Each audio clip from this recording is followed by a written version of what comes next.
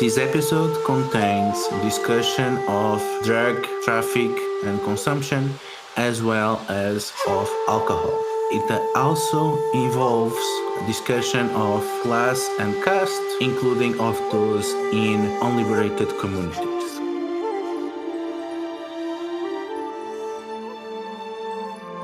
I'm Ludo, and I'll be playing the Emerald Lands, as well as all its wonders and horrors. I'm Brad, I will be playing Bayushi Minoru of the Bayushi Death Dealer School. My name is Charlie, and I'll be playing our illusionist, Soshi Yuzume. I'm Evan Stride, and I'll be playing Sakai no Doji Ikkyo, a member of the Doji Bureaucrat School. My name is Sam, and I'll be playing Asahina Hajime, a member of the Kakita Duelist School.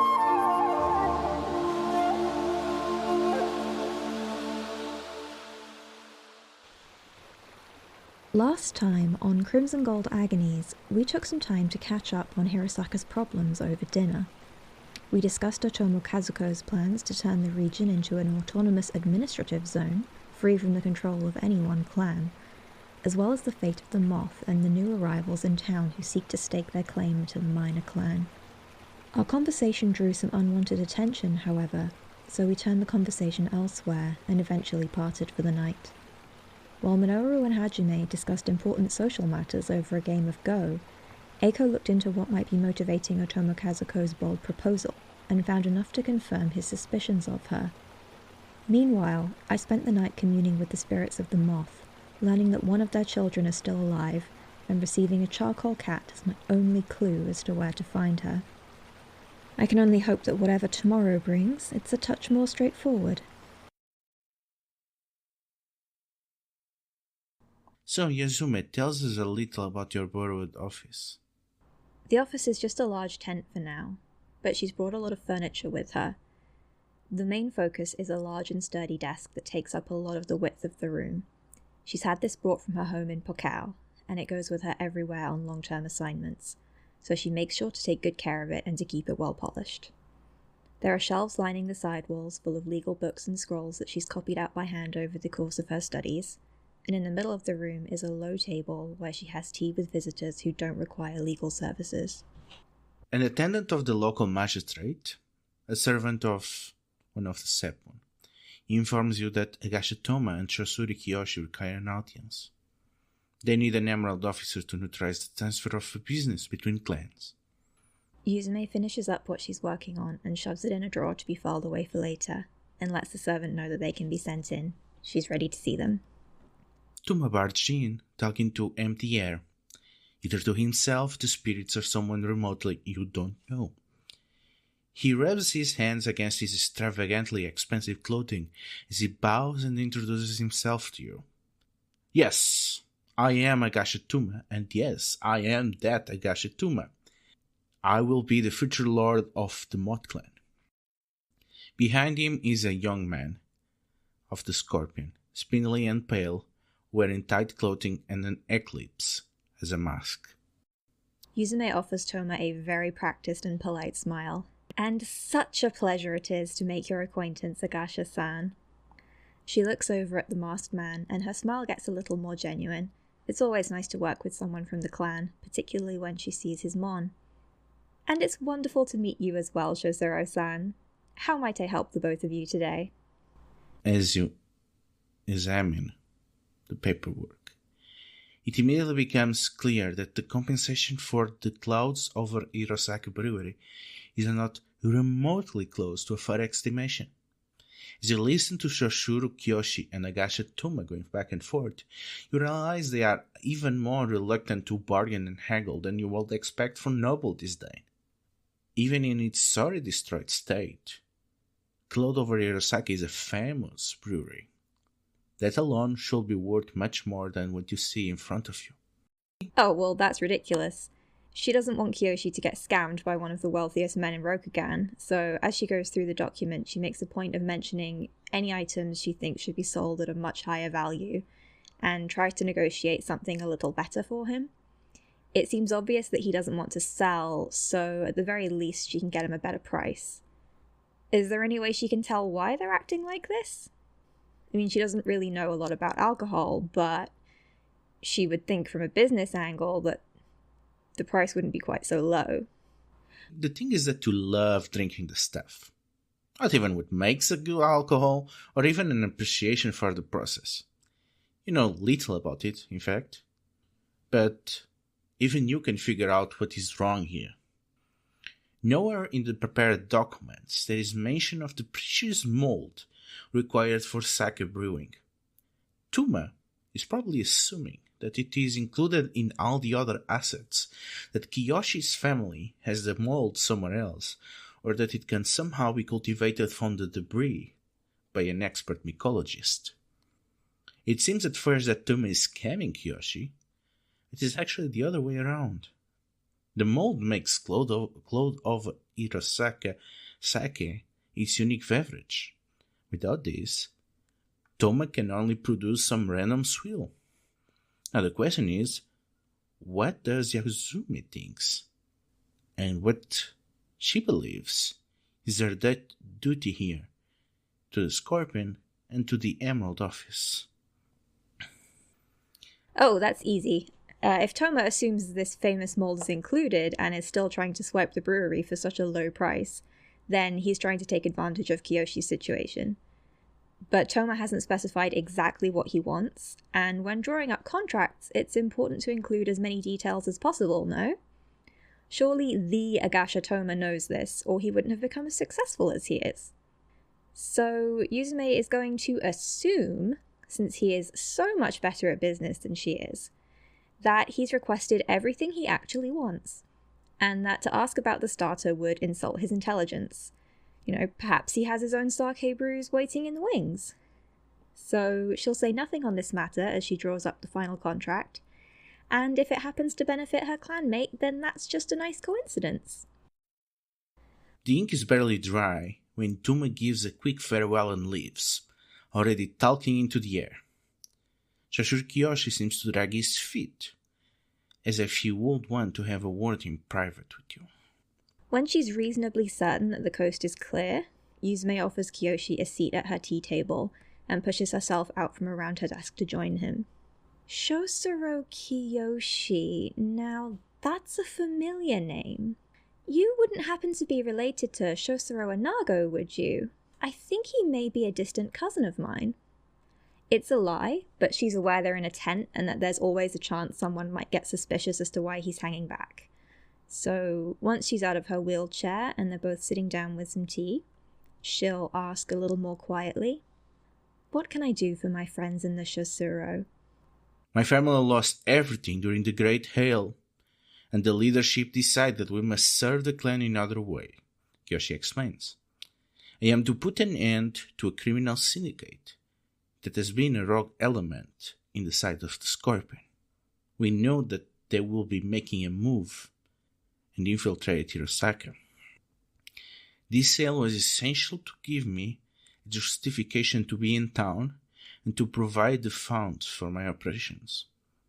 Kiyoshi hesitates a bit before continuing. You can see that he's reluctant. How do you earn his trust? Service to the clan is of course important, Shosuro-san, and I am glad that your assignment aligns so well with my own duty to see Hirosaka rebuilt and restored to safety. If there's anything I can do to assist you, then I am at your disposal. I have been asked to contact you, and if possible the Emerald Magistrate.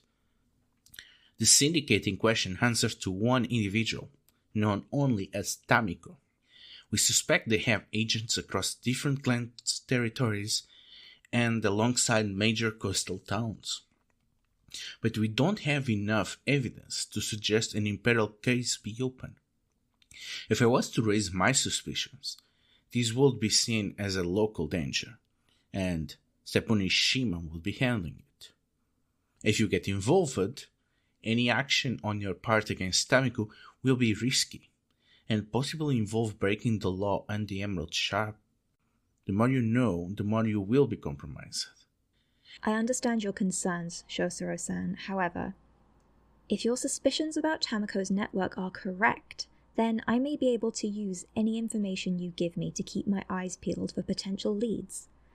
If I know where to look or what to look for, then perhaps I may be able to find the evidence you need to involve the Emerald Office in a more official capacity. We don't know who Tameko is, other than they have hidden their operations from us and seem able to operate beyond clan borders, which means they must have cover that assures legal travel, Yoshi explains. The core of their operations is the River of Gold. There has been a criminal boss named Tameko for quite a few generations.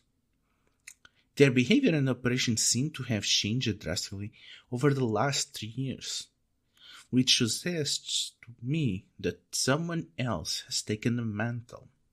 The Mod Clan was aware of Tameko's plans and has done a good job in keeping them or any other organized crime boss away from Hirosaka. It took a lot of sacrifice, but the Scorpions have figured out some elements about Tameko's assets. Kiyoshi raises one hand, opens the palm, and lowers a finger one by one. First, they have 3 pirate crews loyal to them. Second, they are rumored to have a skilled cadre of assassins. Third, they have at least 1 or more lords compromised and blackmailed or somehow persuaded to do their bidding. Fourth, they were capable of eliminating the 2 previous Scorpion agents sent against them. Fifth, we believe the 3 ruling Imperials will be targeted by Tameko. Yuzume blinks a little because this is a much larger criminal operation than she was expecting for somewhere as out of the way as Hirosaka, and she would probably curse if she knew Kiyoshi well enough to think she could get away with it. But instead she smiles at him politely and nods her head. Thank you for trusting me with this information, Shosuro-san. I'm happy to know that the clan has sent someone to look into such a matter, and I'll provide you as much assistance as I am able over the course of your investigation.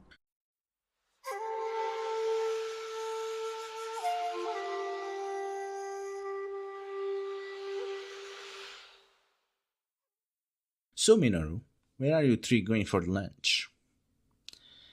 Well, I honestly have no idea, but Minoru does know that he misses time with his Yurikin, that while Yuzume might be busy with important paperwork, what the rest are doing can wait.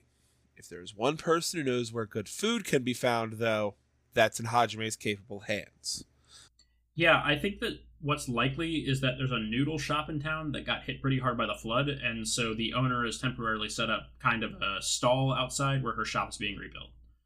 They have a really good cold noodle salad made with lots of local veggies and soy sauce, sesame oil, vinegar, that kind of thing. It's very nice and filling, but still light enough to be pleasant on a warm day. And that's where we go, I think. As sawdust and sweat mixes with the warm air, with the sun on its zenith, it becomes clear that it's impossible to keep working. People take this opportunity to take a break, and you can see them napping, socializing, having a light meal, or carving intricate dolls. It seems there is a local festival around dolls approaching, and people are doing their best to prepare for it. How does this festival seem familiar to the one in your family lands, Aiko? The festivals in Skylands always bring a bright display of colors, bringing vibrant displays of life and creativity to the streets, and it seems here in Hirosaka they utilize streamers and ribbons as displays for their festivals, and watching the strips of colors flap in the wind takes Aiko home for just a moment. Most of them seem to be depicting workers and villagers as they perform bucolic tasks or recreate scenes of private life. Which doll captures your attention, Hajime, by its craftsmanship or subject theme? Most of the dolls are interesting to look at, but the one that captures my eye specifically is a young boy. He looks innocuous enough, but there's something in the way that his eyes are painted that looks more intense and a little bit wild, and the look reminds me of Yoshi, the little boy that we met during the flood. You hear shouting and the complaining of oxen coming from the nearest western gate. A second samurai approaches the magistrate station, balancing his helmet as he tries to run between the construction sites. Hajime looks at the other two and then starts moving quickly towards the commotion. You witness a dozen of unruly firefighters, the ones serving Ishima as gatekeepers, huddled between a small caravan and the gate. The merchants struggle with the overburdened oxen, and yell different papers as weapons, trying in desperate to explain themselves as they are bombarded with insults. Go away, we don't want any of that filth here, don't make me crack or your bones. More and more firefighters approach. The two protectors of the shipment, running with odd heraldry, have their backs against each other, circling around, their swords drawn as the firefighters surround them. Well, Minoru is going to look around and take a deep breath and say, "Enough. I understand it is hot and miserable work, and that alone excuses your bad manners. These men are samurai. You will let them pass or hear from us." As he says that, Hajime is going to step forward, kind of relying on his height and size to be as intimidating as possible, trying to clear that path. His hand is on his sword, his expression is locked into this intense scowl, all of that. Most of the firefighters seem to lose their will to fight and depart. Two of them drag their feet, and Minoru, you notice one of them reaching for a knife, turning just in time to throw it at one of the Ronin. Minoru is quick to draw his sword and knock the knife out of the air, and then gesture at the other fireman, giving a simple command: "Seize him." And then, as a whole, we move up to see what this fracas was about. Yeah, I step forward, and as I do so, I say, "If you move a muscle, I will remove your head." People finally clear. The Ronin greet you. "We thank you on the behalf of the guard's wrath. My name is Nanashi, and my companion is Matsuyo." The other man nods. When merchants approach, still clutching the papers, "We came from Split Rock Village. We have permission to be here. We are doing this on behalf of the moth and their servants. This is the expected shipment of opium." Aiko leans into Minoru to softly mutter, "Did he say opium?" as Aiko unfurls his fan and begins lightly fluttering it in place. Seppo Nishima arrives, wearing armor and the badge of office. "I see you have already been informed by Yoshi-sama. Well, there's not much I can do. This substance is under the purview of your office.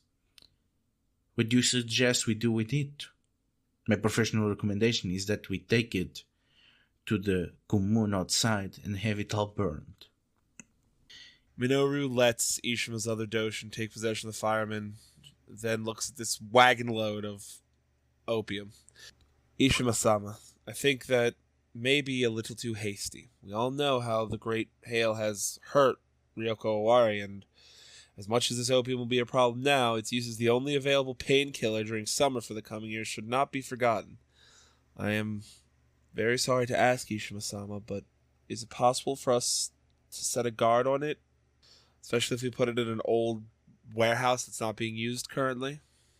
Ishima nods at your decision. "I don't have enough people to guard it. We'll have to close all but 2 of the gates.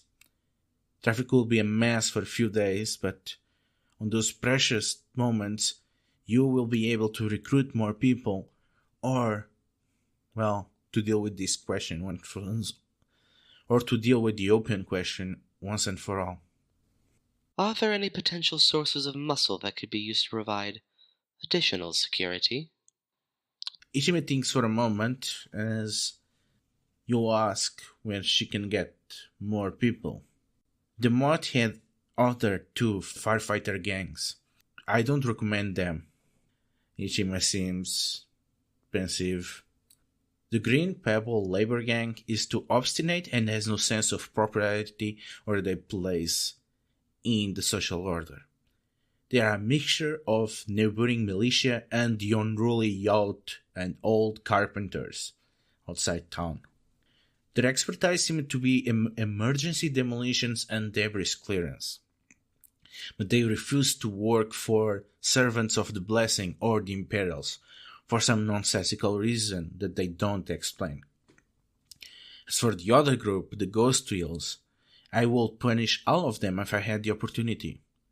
The Moth made the baffling decision of making a firefighter gang of pirates and bandits. And you know what they did? They trained them in researching conflagrations and arson. I'm sure they have fallen back to criminal activities. In fact, some of my men report that they have been seen with an infamous pirate group. I think they call them the Black Cats. It's a good thing that I decided not to work with them. There's no way that they will not bring disgrace to the name of the imperial families. Aiko, write that down for later. Bayushi-sama, I do not see what we can accomplish here other than wait for these men to arrive. Perhaps it would be best to relocate ourselves to the courthouse and gather additional information to better educate ourselves. As you enter the courthouse alongside Ishima, you find an irate Maya Shora. Servants debrief him and point to a map of the holdings of the Moth clan. Emerald Magistrate, I rely on you to handle this bad news. What is this nonsense about Split Rock Village? How come I end up in the possession of an entire holding dedicated to opium trade? This is unacceptable. This is unbecoming for a member of the imperial families. This will be a stain to my reputation. If I was not merely a temporary steward, I will burn all the crops and all the peasants to make an honest living with another proper way of subsistence. This is outrage. Bayushi-sama, as the Emerald officer here, it is your task to see that the transport, traffic, and transformation of this opium is all done by the proper legal channels. That this bounty of the Moth finds its proper destination. The honor of the Mia is in your hands. I don't want to be involved in any of this. It's your call to make, Emerald Magistrate. The governor bows and storms out, leaving the fate of Split Rock Village in your hands. Minoru looks at his assembled Yoriki. Well, my honorable companions, it looks like we will have to travel to Split Rock Village before too long. We of course need to visit the crab in Miyamakake at some point to address the iron turtle ships they've docked in Hirosaka. Visiting Split Rock Village on our trip south would nicely fit into that timetable.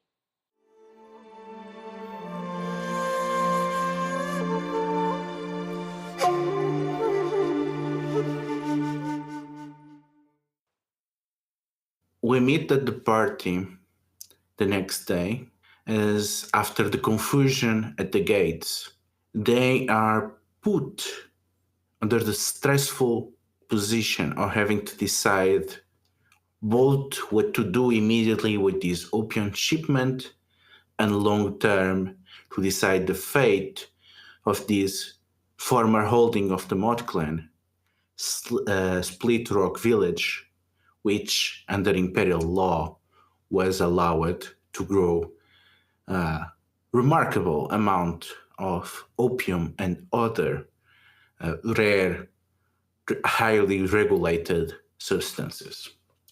Their original destination, the crab territory neighboring the region of Hirosaka, has been interrupted by a detour to visit this village. There is a lingering chaos that you leave behind as word is spreading around of the shipment presence in Hirosaka. And it's only a question of time until more people figure out that it's being stored in some of the empty silos of the granary. It will probably be discovered quite soon as it becomes quite apparent by the number of guards that have been assigned there. Seppunishima has closed two of the gates of Hirosaka, assigning the guards stationed there to the granary, just enough time to handle the opium issue or to secure additional firefighters or other mercenary forces to bolster the security of the town. This is not something that she did lightly. She needed to be persuaded of the immediate necessity of this, and that limiting the ever busy traffic of goods and workers in and out of Hirosaka was well worth the sacrifice. How did Yuzume convince Seppu Nishima of this need? So Ishima's made it. She's already given us a gesture of goodwill. So I think that Yuzume has tried to frame this as us showing her a gesture of goodwill. So I think she would have spent a lot of time trying to really tell Ishima, we need somebody that we can trust, and that we know how competent she is and how serious she is about caring for Hirosaka, and we really need her help if this is going to succeed. Just trying to make it about her. Ishima was pretty happy with you approaching this, and as you departed this morning, you found 4 fresh ponies that were actually equipped with the wording that signaling them as belonging to the Sepun family, as well as packed with enough supplies for 3 days on the road, way more than you should need under any conditions. And you could see that she was pretty eager to take this opportunity to be involved in the resolution of this. As you depart to Split Rock Village, it's a very short journey. It's going to be a longer detour, that's for sure, but in 1 hour of riding, you make to the village. And you can see it's pretty compressed on a very small elevation, a pretty barren piece of land, and every place around it has been carefully tended.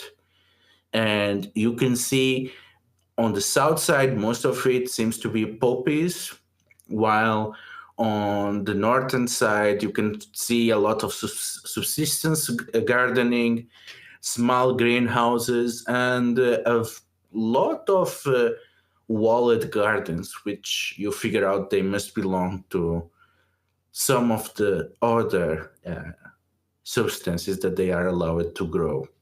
There is this loud buzzing of insects as you cross the paths towards it, and as you get close into the village, you notice that there is a big trench in between the 2 halves of the village. Both of them seem to be walled off, and there seems to be some elevated bridges between each of them, but they don't seem to be places that see a lot of traffic.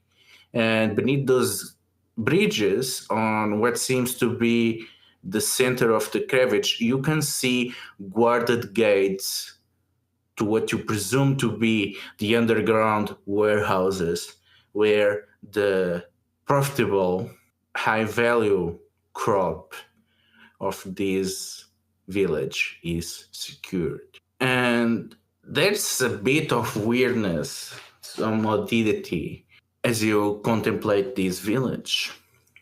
This is not fortified for defense, more for spiritual and religious reasons. And there's a lot of refined charms in different gates, and it hits you after walking towards it and dismounting. Well, you don't know in which half of the village are the outcast communards living in, and in which one are living the peasant laborers. Because the closer you get, the more you notice that the wealth of this crop is somewhat evenly shared between the 2 communities. And all of them, they have houses that they will not look out of place from the mercantile quarters of a big city. They seem to be pretty well insulated. The craftsmanship seems to be solid, even if not showy.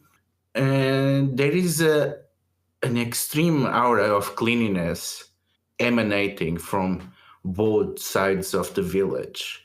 Like there is this well tended equilibrium that managed to support all of its inhabitants, even if this, as you saw during your voyage, is not the most fertile of lands.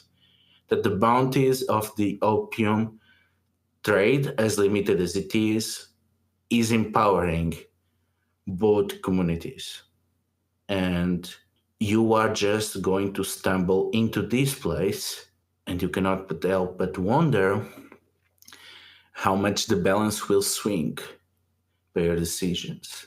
Since you cannot find any details on the village proper that tell you, you look at the crops and you figure that, it's way more efficient if the crops are layered on the places which actually serve as workplace. And you figure that the south side is probably the untouchable commune part of the village, while on the northern side seems to be more dedicated to artisan crafts and to subsistence farmer, and more integrated into the accepted behaviors on the celestial order, and thus they are not the outcast of Split Rock Village. And it is expected, you as samurai, that you would be housed on a specific room in the house of the peasant community. Just as they're approaching the town, Aiko looks it over and references the towns he's been to before, the knowledge of how most societies in Rokugan are laid out and structured, and turns to the rest of the party and says, "My lord Minoru-san, I advise we approach the northern gate as our entrance into the city, if that is your wish." Seems wise to me, Aiko-san. Let's go. As you enter and leave your mount behind, the peasants make way. You can see that they seek refuge into their houses as you approach the biggest one at the center, which seems to be near what you assume to be a merchant station, probably for the people that you met on Hirosaka bringing the opium.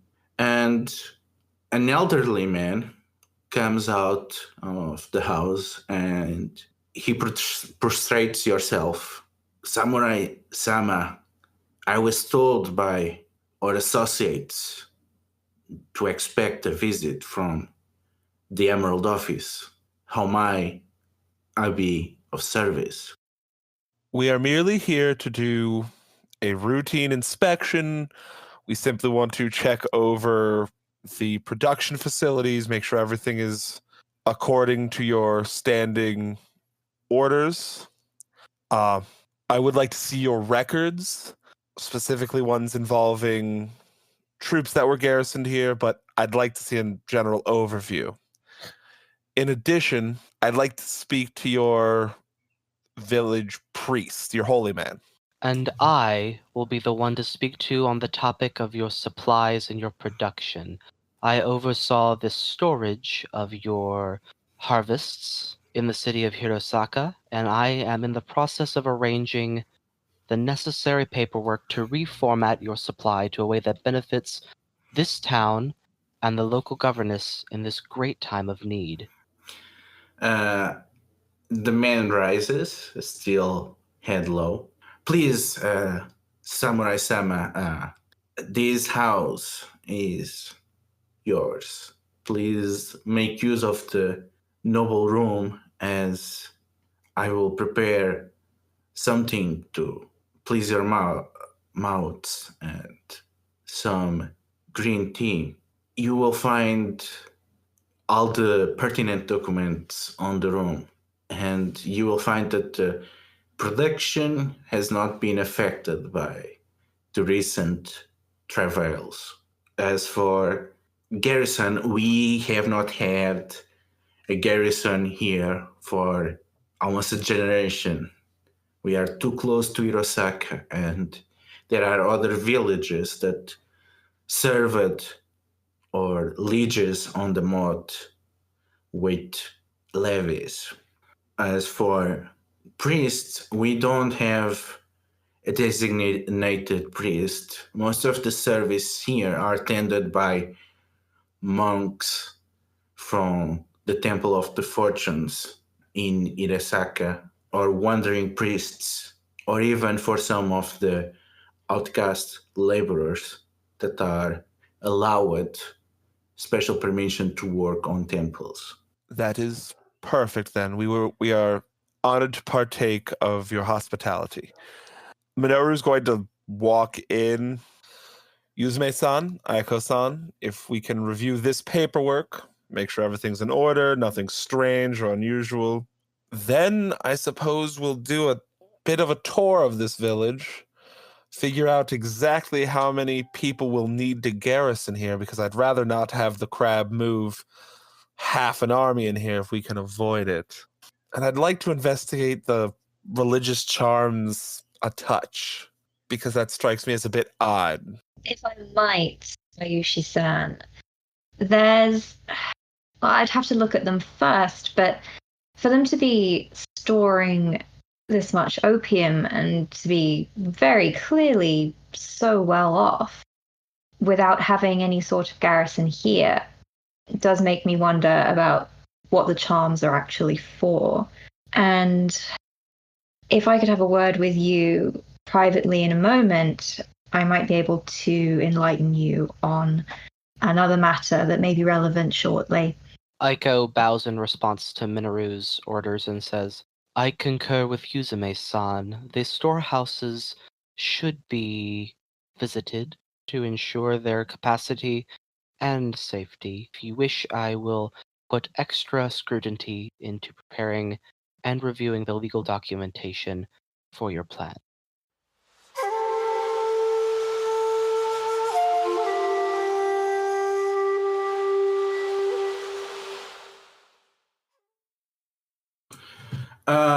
Miller, so you're not able to extrapolate the strategic and tactical place that Split Rock Village fit in the Mod clan domains, but you notice that the Ronin that you met yesterday that were protecting the open caravan, they are not here.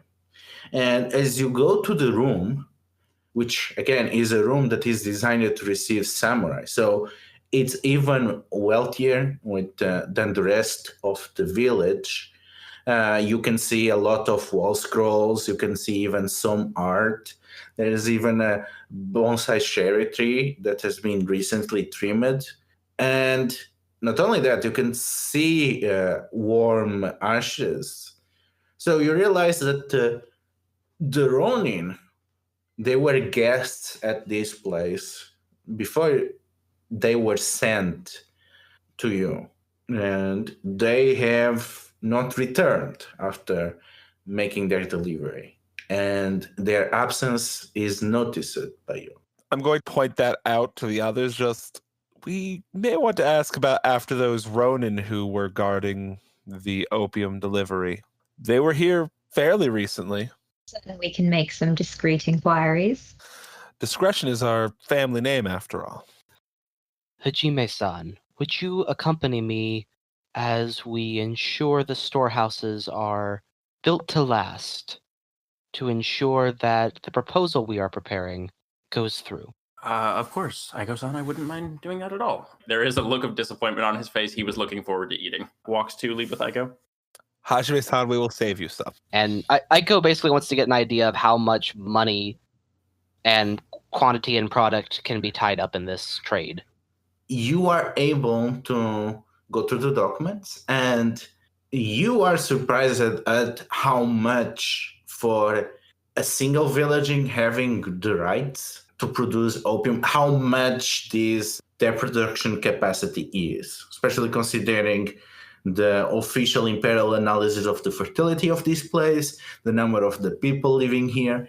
This is genuinely a place that is able to exceed the expectations by whatever heterodox mess the Mott are allowing to happen here. The elder that you met, which you learn on the way to the storage facility, is named Yuku. He goes ahead and you wait there for a while, and another elder comes in. This seems to not even be looking at you, to not draw any offense.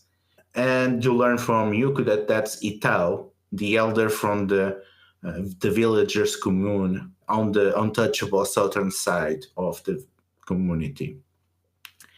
And each of them reveals a key, and by each of them putting them together, they unlock the warehouse.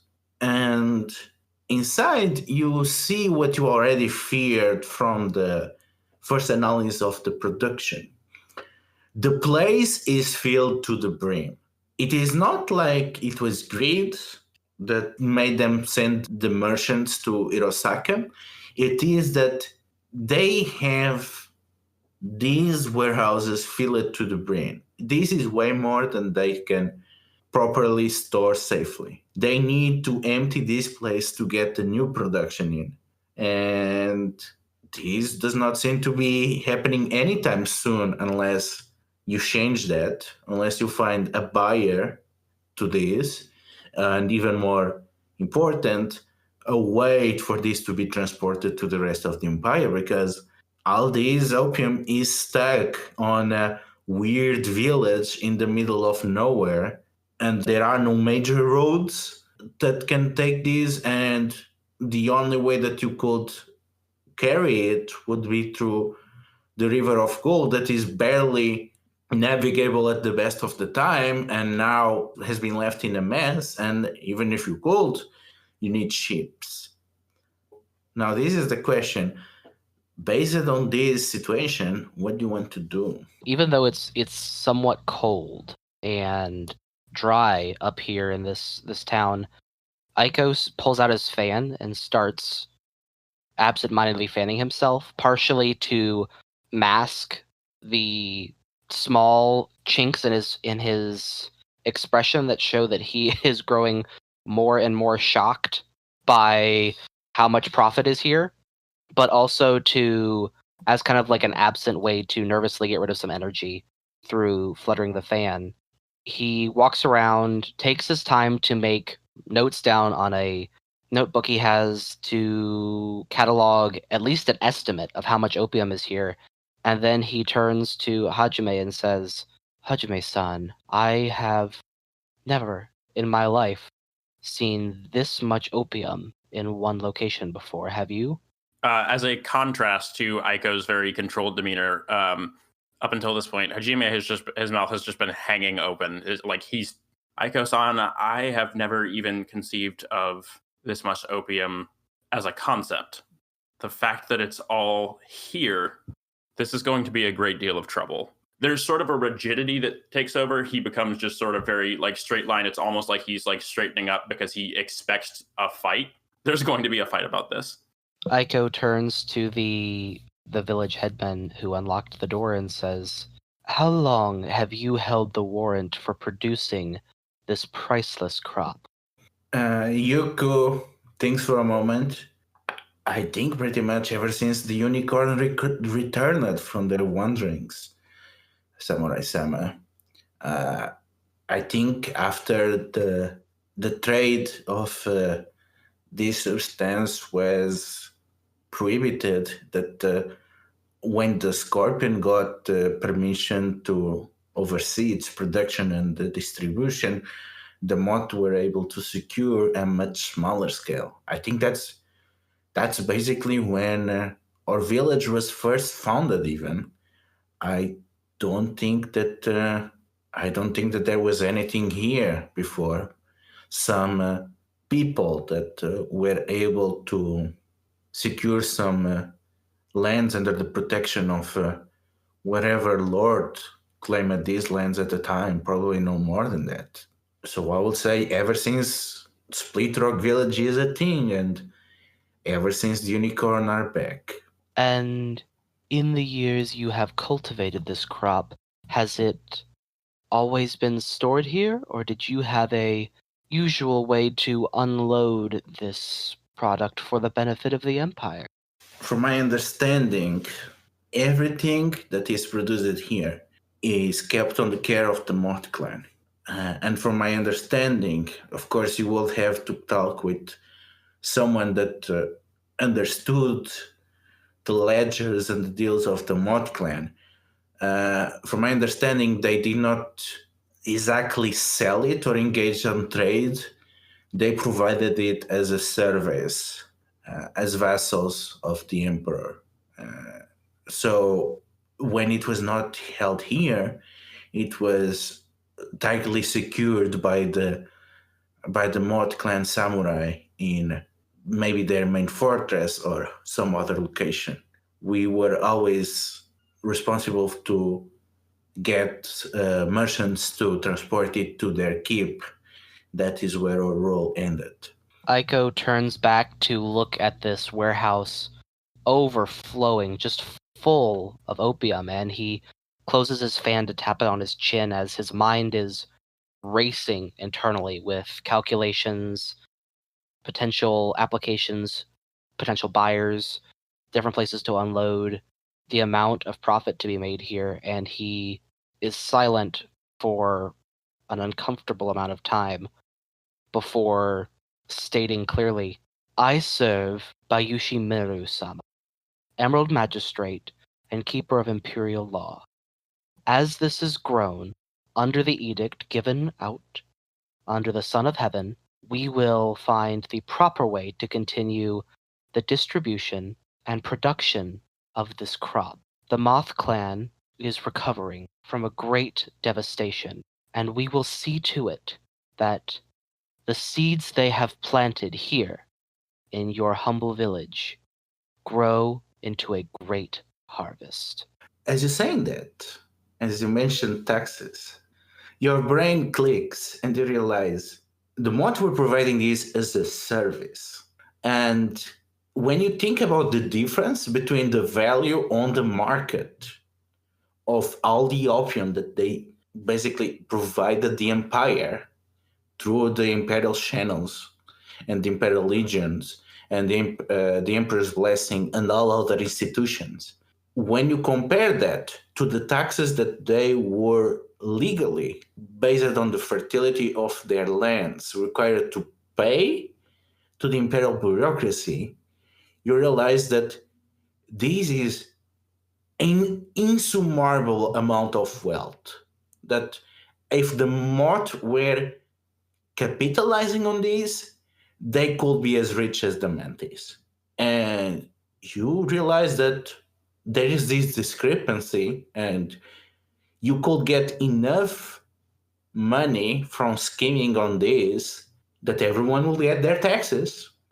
The opium will still be produced and distributed, but it will be less of a service and it will be more like the way that the Scorpion do it. And it will still be bountiful, and nobody will notice that a lot of it is making the way to the Sakai. So how does Eiko feel when he realizes that that is a possibility, that he would get away with it and nobody will expect, because nobody would expect his wealth to be here in the first place? Aiko was silent for such a long time because he was processing precisely that, weighing potential shipping costs, the prices to secure proper escort and fortification, setting up the legal documents for distribution, and the taxes. Oh, the taxes. Aiko, I think for the first time, acts in like a decisive way instead of his very smooth, calm grace, and he turns on his heel to walk out of the warehouse back to where Minoru is at, after giving his speech about the future growth of Split Rock Village.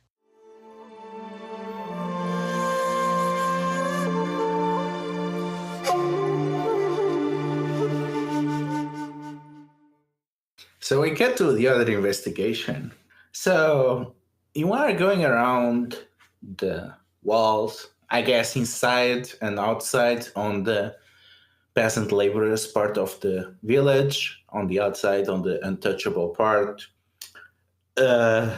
And how are you trying to study them? So I'll look at, I guess, some of the charms just to see if they have any. There are probably very common, phrases that get put on charms, I would imagine, that reference sort of what they're there for. Are they there for wealth, protection, health, that sort of thing. So I'll just look through all of those charms and the carvings just to see what's there. Yeah, most of it seems to be normal. Some of them are pretty old. You can see what Yuko meant when he described work by the members of the southern side of the community. Most of it has been maintenance other than anything else. And some of the oldest charms, they really are old and pretty worn out. And by studying their talisman, you recognize this is typical Moth Clan work. And as a Scorpion, you can appreciate a good word. And these are good words. They seem to be mostly responsible for keeping the purity of this, to keeping the spirits appeased. And it matches, especially considering what happened to the River of Gold. You really notice how much chaos has been under heavens lately.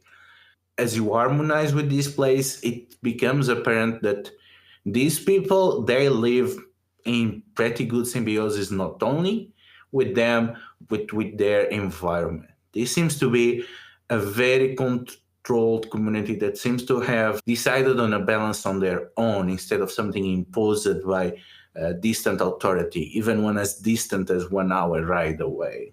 And the mods just seem to have put the words to facilitate this, to keep spiritual intrusions of invading this place. I mean, have you ever seen anywhere quite like this, darling? I mean, not at all, dear. Not at all. I suppose it makes some sense that this place has been so untouched, but old as these are, someone must be coming in to restore them, update them, and... Is anyone listening to us? Minoru looks around. No one of import. Sometimes it's the unimportant people you need to watch out for. Anyway, listen, we have a complication.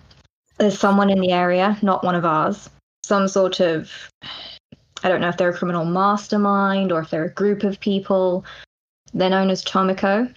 They are absolutely likely to target this place if we can't get them under control. And Shotaro Kiyoshi has informed me that he will be looking into this matter for us. I suggest that we help him, but I suggest that while we're here, we also look at ways that we can ensure that that criminal does not strike this place. I agree wholeheartedly. So these are wards, but you think if he was targeting easy marks, this would have been priority number 1.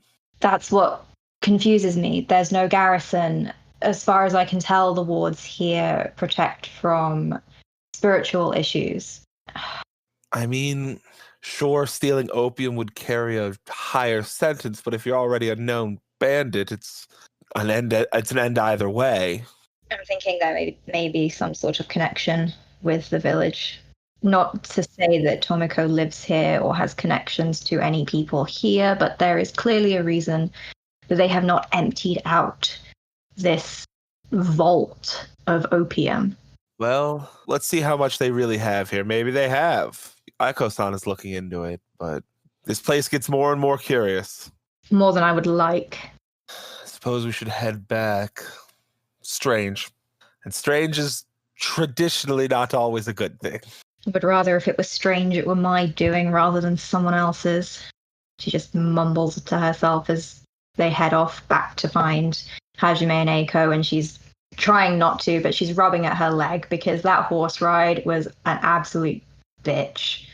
Like, riding on a horse wearing a prosthetic going that fast, she was not happy. So what are you trying to accomplish here? Well, my big thing was just to have the conversation to pass on the knowledge about Tomoko. I could also spend some time communing around where the wards are, maybe. So which type of spirit are you trying to commune with?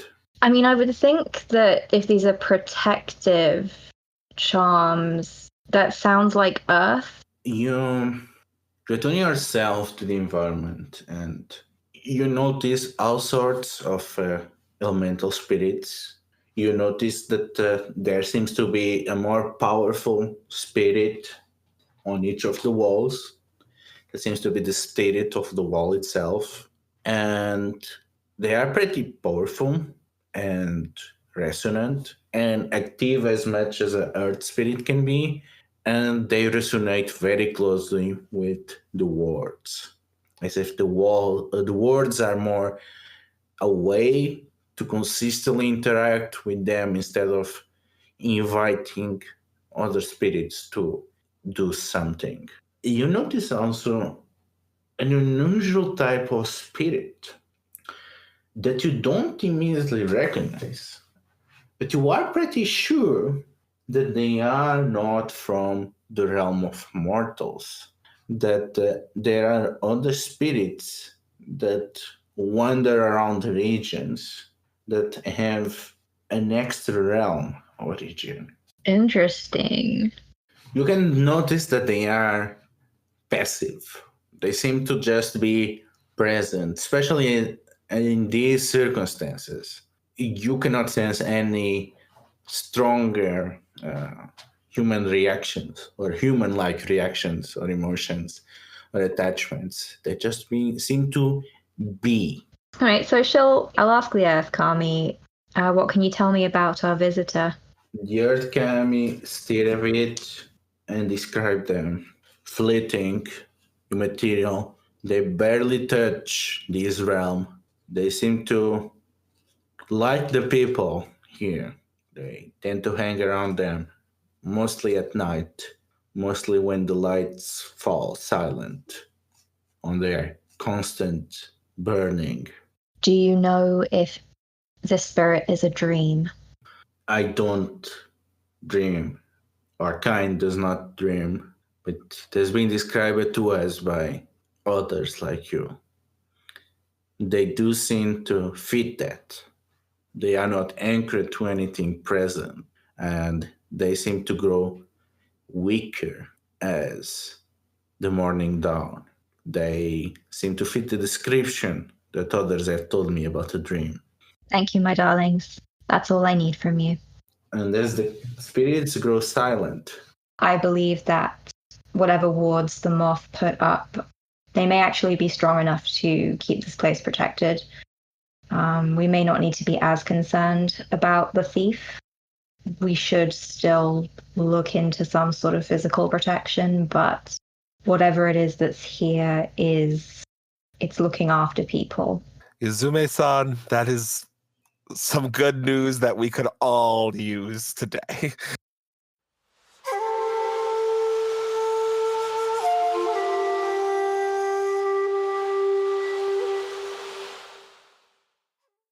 So, Hajime, you were left behind as Eiko basically just stormed out of this place.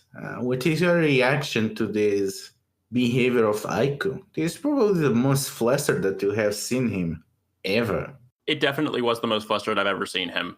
And just based on the situation, I know how bad things have suddenly gotten for us. So I definitely immediately turned to the two village headmen and had them lock the granary. And I think Hajime stays there for a little while, sort of assuming a guard demeanor for a bit, but then realizes that he doesn't really know if that's what he should be doing in this moment. After about like an hour or so, he probably tries to go back to the house that we were all shown to originally, just to meet up with everyone else. For some reason, you have this weird gut feeling that this sense of apprehension that you cannot put a finger on, and you will never verbalize this about another samurai, especially a member of the head family, that there is this ominous sense that Eiko might be ready to do something that might reflect bad on the crane. How does Ajim react to this disgusting and discomforting feeling? He definitely waffles for a little bit about it, I think. He has, up until this point, trusted Aiko, even though Aiko is a bit blunt. He still considers him a friend. We have Aiko surrounded by documents as the two scorpions rejoin him. Aiko-san. Minoru-san, I believe I have discovered something most promising. Aiko's eyes are wider than any of you have seen before, and he is kind of frantically almost moving between documents, comparing different measurements, looking at the analysis and records of Split Rock. How did you find things at the storage places? Our expectations were nowhere close to reality, Minoru-san. And if our expectations were nowhere close to reality, Minoru-san, and with Cadence says, it's a huge deal. Like, there is so much opium. I don't even think you have seen this much opium before. Minoru's eyes go from happy to kind of sad. He's just... I suppose we'll have to go inspect it. You know, the monks of Daikoku, they believe that when you receive a sudden windfall, it's a bad sign. It means that the universe has seen that you will need this much, and you must use it wisely. And a windfall of opium means that there might be some very interesting times ahead. Aiko's eyes narrow a bit as he picks up on Minoru's words and says, Minoru-san, is there something that you have learned in your investigation with Yuzume-san? Only that the walls are apparently very mystically strong, which means this place will only need a token defensive force. But things are already interesting in Hirosaka. Opium has a tendency to make interesting things more so. What is a bag of gold to us walking on the road might become a bag of gold as we're swimming in a river, and that's a horse of a different color, Aiko-san. Aiko looks at Yuzume quickly to try to get a read off of what Minoru is saying. I don't think he's quite following. His head is so caught up in the current figures and documents that he's been reviewing that he's just a bit out of touch. Yuzume she'll tip her head at him, look at him a little bit, she'll look at Aiko with some curiosity as she tries to figure out, what he's thinking as well.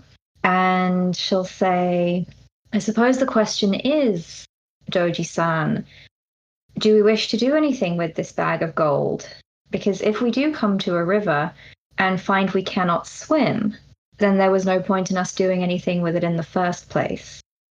Aiko slides a piece of paper he's been working with across the table to both the Scorpion, showing the rudimentary base quickest calculations of potential tax profits that could be pulled from the opium, and says, in a low, predatory tone, Bayushi and Soshi-sans.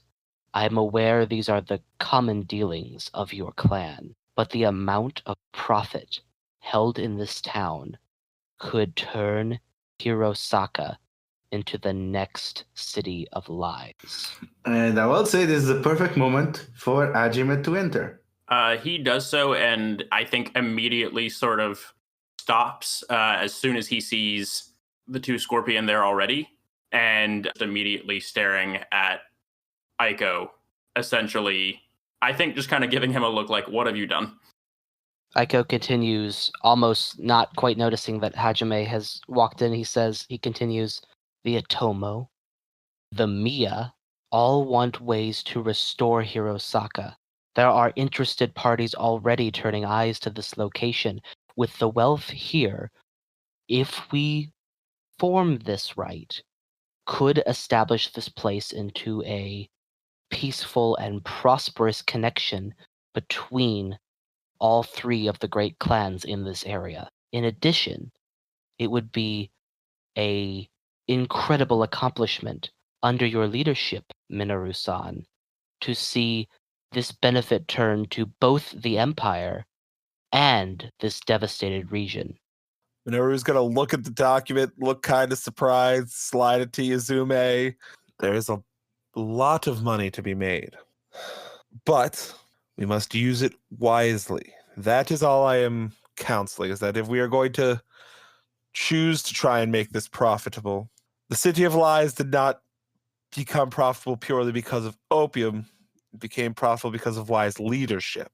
So every step we make, we must consider where we are walking carefully.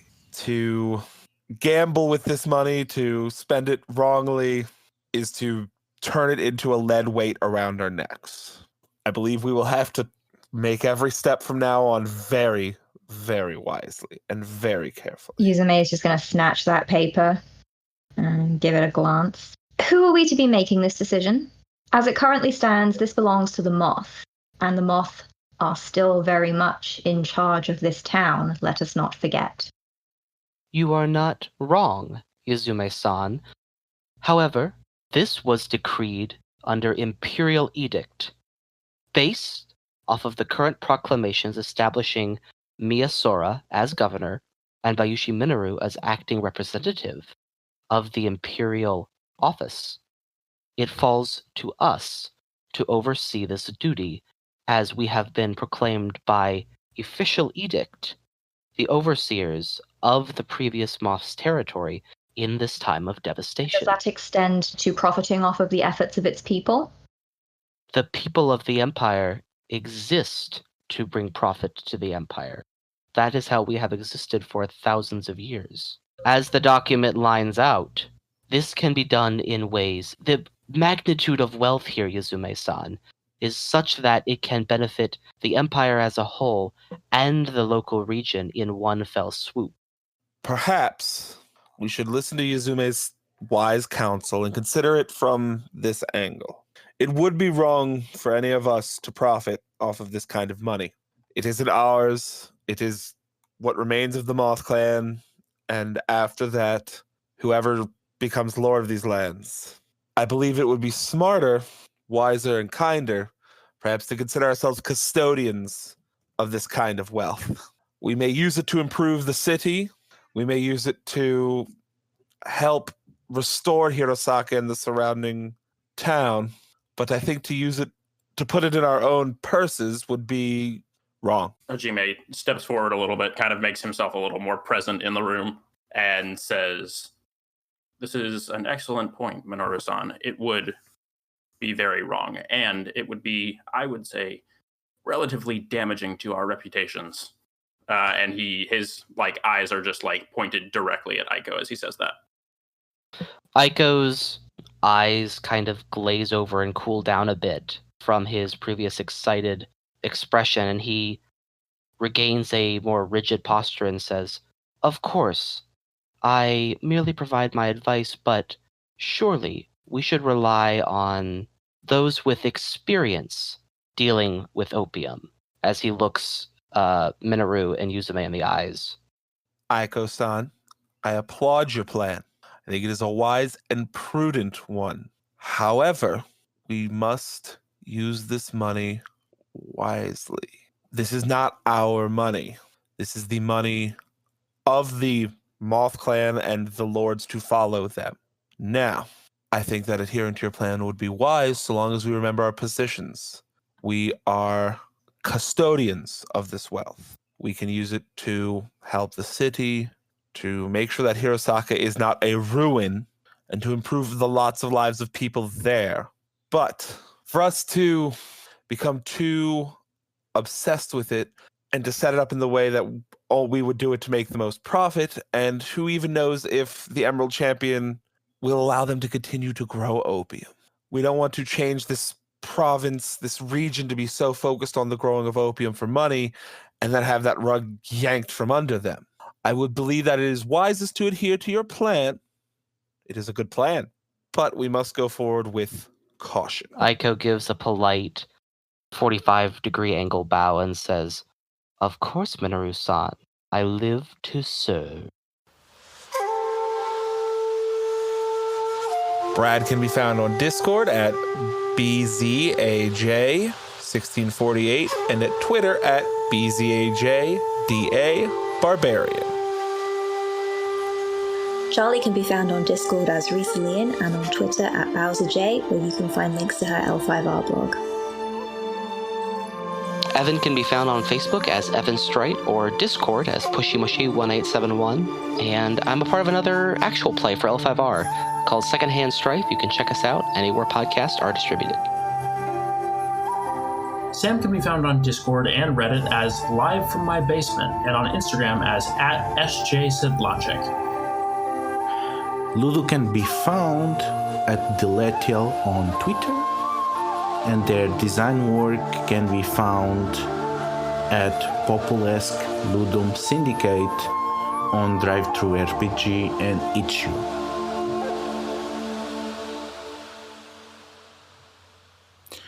This is a Courtgames podcast. You can find more about them at Courtgames Pod on Twitter or at their site courtgamespod.com.